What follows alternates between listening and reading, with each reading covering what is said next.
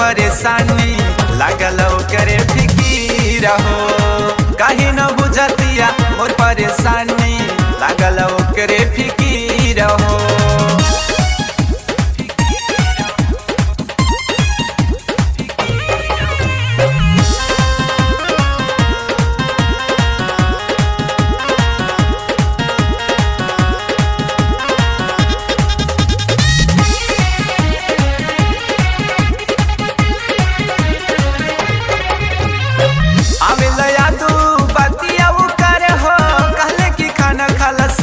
हमारे हो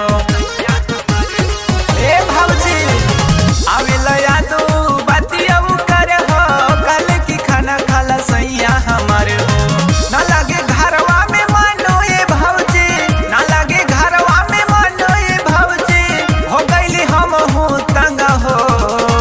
काहे न बुझतिया मोर परेशानी लागल करे फिकीर हो। काहे न बुझतिया मोर परेशानी लागल करे फिकीर हो।